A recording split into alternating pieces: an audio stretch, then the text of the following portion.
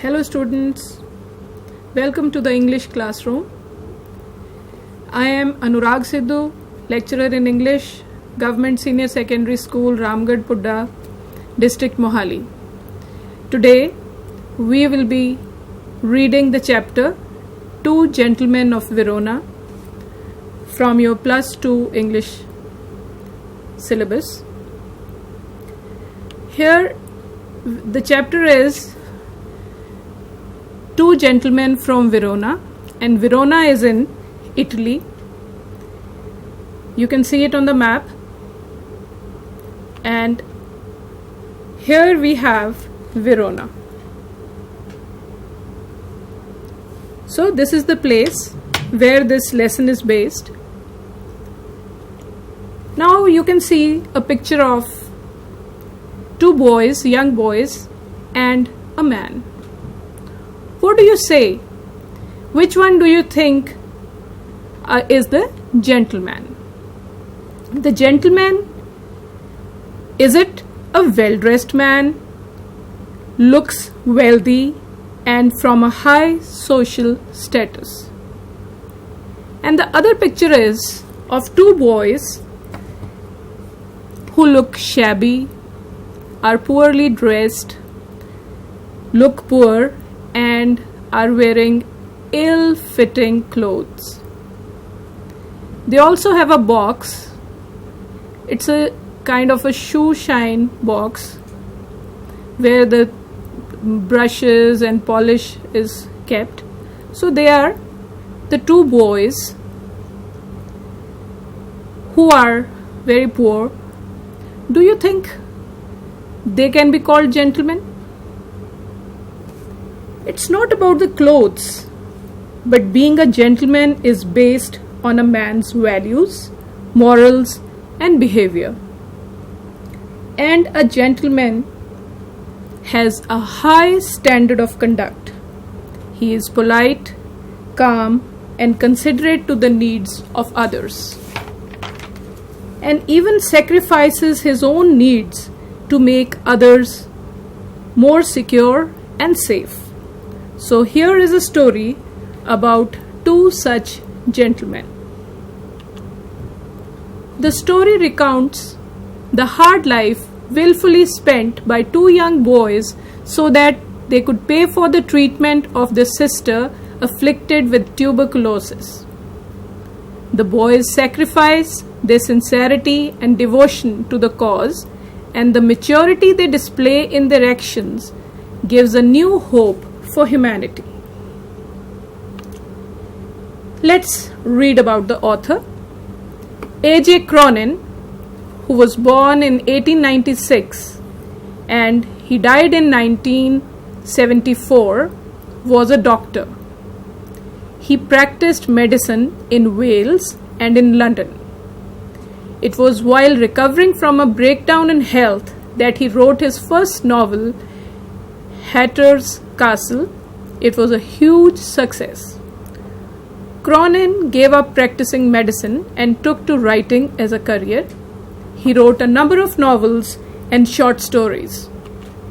Among his best-known novels are Citadel, The Key of the Kingdom, and The Spanish Gardener. The title of the present story, that one of the early plays of Shakespeare. It doesn't have anything to do with the play of Shakespeare, but the title is the same. Let's do some pre-reading by learning new words. Shrug. Shrug. To raise your shoulders and then drop them to show that you don't know or care about anything or something. Tangle. Tangle. A twisted mass of thread or hairs that cannot be separated easily. You can see it in the picture. Jest. Jest is a gesture or an action. You can see the gesture or the action. One is for awesome, the first one. The second one is for victory. So these are the gestures. Brisk. Brisk is quick, busy. Like the ice cream vendors were doing a brisk business or trade. Slackened. To gradually become slower or less active. Demeanor. The way that somebody looks or behaves. Errand. A job that you do for somebody that involves going somewhere or to take a message, to buy or deliver goods. So that is an errand. Vexation is the state of feeling upset or annoyed. Dwelling is a house, flat or an apartment where a person lives. Then is vestibule. Vestibule. An entrance hall of a large building where hats and coats can be left, or we can say gallery. Prop up. To support with. To support the head with the pillows. That is prop up. Rimmed. Rimmed is having a particular type of rim. Rim is the edge of something in the shape of a circle. It could be the rim of a glass or the rim of the spectacles. The spectacles shown in the picture have a steel rim. Bade. Bade is the past participle of bid. Bid means tell or bade is told. Resemblance is likeness. You can look at the picture, they resemble each other. So let's read the summary of the chapter. The narrator is driving through the foothills of the Alps along with his companion. While driving on the outskirts of Verona, two young boys who sell wild strawberries stop their car. The small boys appear to be quite shabby, and the driver is not keen on buying strawberries from them. Then the narrator's companion gets to know that the boys are brothers. The elder one, aged 13, is Nicola, and the younger brother, aged 12, is Jacopo. The narrator and the companion buy the biggest basket of strawberries from the boys and go towards the city. The next morning, they again see the same two boys doing the shoe shining job, and on being asked, they say that they do many things for a living. They also tell the narrator and his companion that they could work as guides and show the visitors places of interest in the town. So the narrator asks them to take them to Juliet's tomb. During the time of their stay in the town, the two young boys turn out to be very helpful to the visitors. Then, late one night, they find the boys sitting with a bundle of unsold newspapers and are ready to sell them when the last bus arrived. The narrator then talks to them and asks them, why are they working so hard? He also told them that they seemed to fetch sufficient money, so why were they not spending anything on clothes and food? Nicola tells him that they had something in their minds, but he does not elaborate. He does not say much about what they do with the money. Jacopo then requests the narrator to drop them in his car to the village Poletta, which is around 30 kilometers away. He requests him and says that it would be a great favor. Although Nicola does not like the fact that his brother is troubling the narrator. But the narrator gladly agrees to help the boys, so the next afternoon he, along with his companions, drives to the village. After dropping them, he notices the small boys enter a large red-roofed villa. The boys ran inside. The narrator went inside and saw that it was a hospital. He met the nurse and saw that the boys were sitting beside a girl. As the narrator beside a girl. So the boys went to meet a girl. Let's read the text now. From the beginning, let's read it. I hope you have your books open with you. If not, then you can read along with me and look at the screens and read along. As the narrator and his friend drove through the foothills of the Alps, two small boys stopped us on the outskirts of Verona. They were selling wild strawberries. "Don't buy," warned Louis, our cautious driver. "You will get fruit much better in Verona. Besides, these boys," Louis or Luigi, you can say anything, Louis or Luigi. Luigi shrugged his shoulders to convey his disapproval of their shabby appearance. One boy had on a worn jersey and cut-off khaki pants, the other a shortened army tunic gathered in loose folds about his skinny frame. Yet, gazing at the two little figures with their brown skins, tangled hair, and dark, earnest eyes, we felt ourselves strangely attracted. My companion, who spoke to the boys, discovered that they were brothers. Nicola, the elder, was 13. Jacopo, who barely came up to the door handle of the car, was nearly 12. We bought their biggest basket, then set off toward town. Next morning, coming out of our hotel, we saw our friends bent over shoe shine boxes beside the fountain in the public square, doing a brisk business. We watched for a few moments, then, as trade slackened, we went over. They greeted us with friendly faces. "I thought you picked fruit for a living," I said. "We do many things, sir," Nicola answered seriously. He glanced at us hopefully. "Often we show visitors through town to Juliet's Tomb and other places of interest."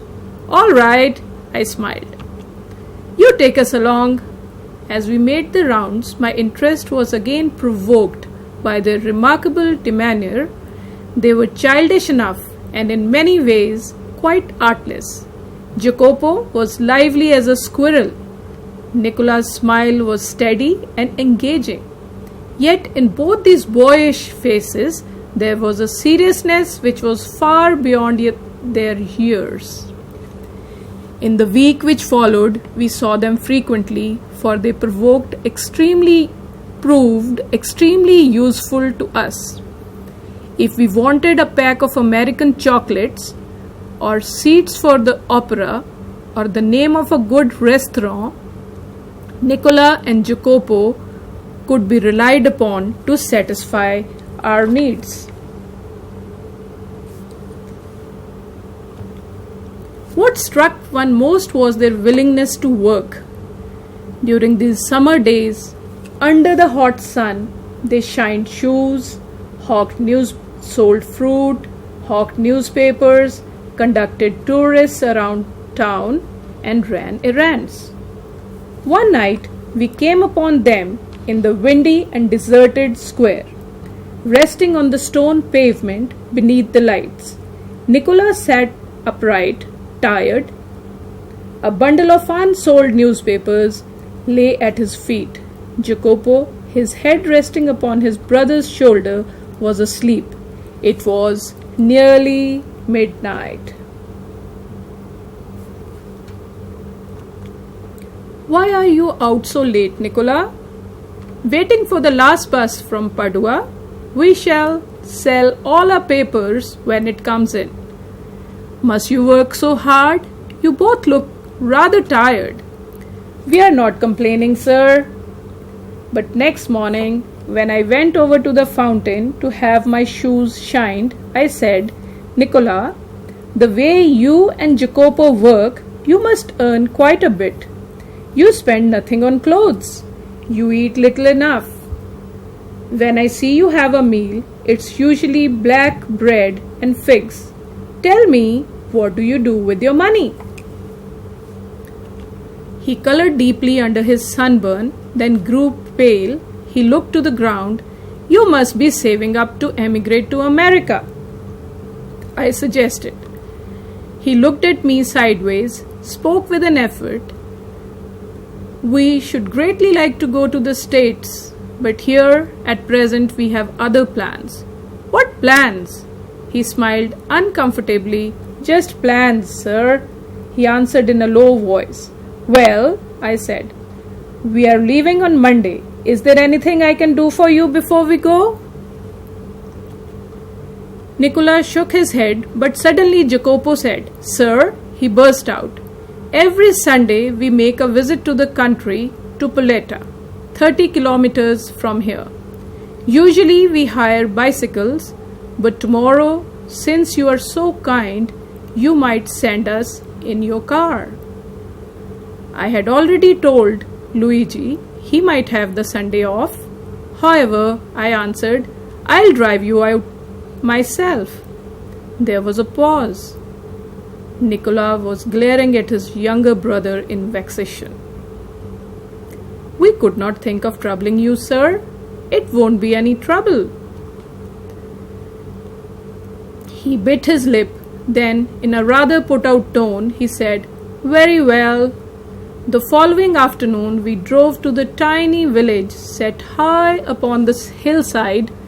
I imagined that our destination would be some humble dwellings, but directed by Jacopo, we drew up at a large red roof villa surrounded by a high stone wall. I could scarcely believe my eyes, and before I could recover my breath, 2 passengers had leaped from the car. We shall not be long, sir, perhaps only an hour. Maybe you'd like to go to the cafe in the village for a drink? They disappeared beyond the corner of the wall. After a few minutes, I followed. I found a grilled side entrance and determinedly rang the bell. A pleasant-looking woman with steel-rimmed spectacles appeared. I blinked as I saw that she was dressed in a white uniform of a trained nurse. I just brought 2 small boys here. Ah, yes, her face lit up. She opened the door to admit me. Nicola and Jacopo, I will take you up. She led me through a cool, tiled vestibule into the hospital. For hospital the villa had become. At the door of a little cubicle, the nurse paused, put her fingers to her lips, and with a smile bade me look through the glass partition. Cubicle is a small room.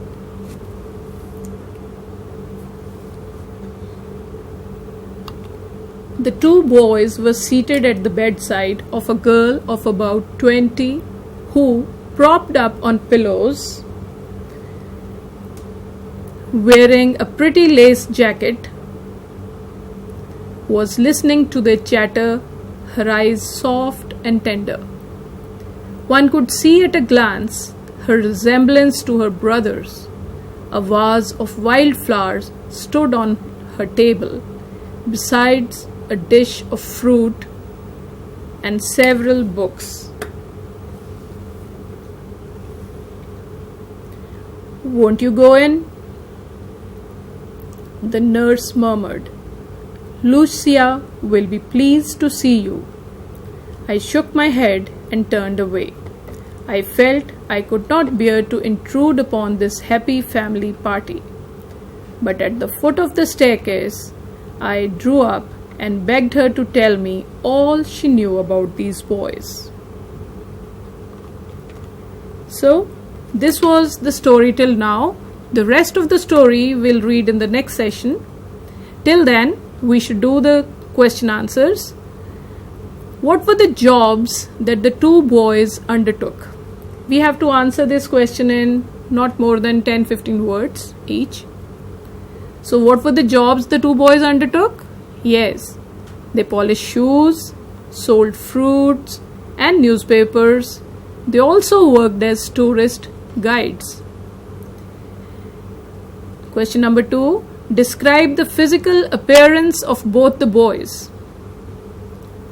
The 2 boys were little figures with brown skin, tangled hair, and wore shabby ill-fitting clothes. Question number 3.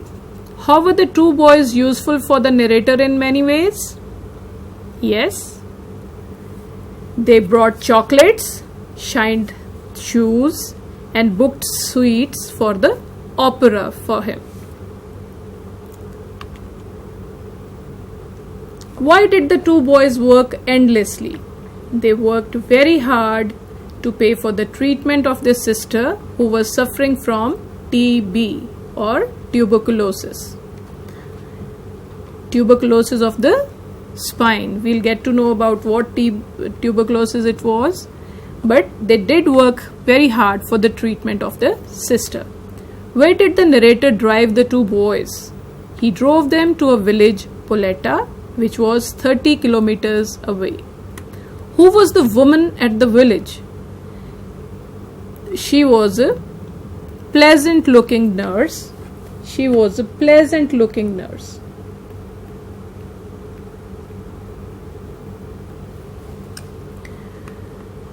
What made the narrator follow the boys? The narrator was curious that whom they are going to see in the red roofed house. The narrator wanted to see whom they are visiting. So this is a post reading activity. This is a home assignment for you. You have to do your question answers, plus you have to find the opposites of these words given below using the prefixes im, dis, un and in. You have to use the most suitable one to make it an opposite word. So I'll read the words, you can write them down. Practical, satisfied. So let me do one for you. Practical, if you add im to it, it is impractical. Satisfied, it is, if you add un, it becomes unsatisfied, and it is an opposite of the word satisfied. So the rest of the words you have to do from home. Intentional, manageable, sane, mature, articulate, connect, mortal, flammable, fortunately, agree, mount, armed. So this was, let's see the picture again. This is fill in the blanks with the words given. This is another activity you have to do from home. These are similar kind of words: excursion, expedition, trip, pilgrimage, journey, voyage, tour. But they are used differently at different places. All mean a journey or a trip to some place, but these words have to be used differently in the different context. I'll read the sentences and you will be filling up the blanks with it. The shrine was a place of dash. Number 2, the Titanic sank in April 1912 on its maiden dash from Southampton to New York. The students went on an dash to the caves. He led a military dash against the terrorists. She went to America on a promotional dash for her new cosmetic range. It is a day's dash by bus. They went on a one-day dash to the river. So should we do it now? What is an excursion? It is again a journey to some place. We'll do this one. Okay. The shrine was a place of pilgrimage. Pilgrimage is a religious travel. The Titanic sank in April 1912 on its maiden voyage from Southampton to New York. So when you travel by a ship for a purpose, it is called a voyage. The students went on an excursion to the caves. It is an excursion. When you go to visit the caves, it is called an excursion. He led a military expedition against the terrorists. So next one is, she went to America on a promotional tour for her new cosmetic range. The next one is, it is a day's trip by bus. Or is it journey? It is a day's journey by bus. They went on a one-day trip to the river. So this was the reading activity. And now from the story, can you guess who is a gentleman? The young boys are looking after the sister. Usually what happens is, the older brothers or sisters look after the younger brothers and sisters, their younger siblings. But here in this story, who is looking after the elder sister? It's the younger brothers. They are looking after her. They are working day in and day out. They work till late at night. What do they sell? They sell strawberries, wild strawberries. Then they polish shoes. Then they sell newspapers. Then they run errands. They told the writer where to buy chocolates, and they even arranged for opera tickets. So this was how the young children are working to pay for the treatment of their sister who is admitted in a hospital. So the next session we'll be doing the rest of the chapter, the remaining part of the story, and the question answers. Hope you'll be doing these questions from home, and thank you so much. This is Anurag Sidhu, lecturer in English, Government Senior Secondary School, Ramgarh Pudda, SAS Nagar. This is an initiative by Department of School Education, Punjab. Thank you so much. See you.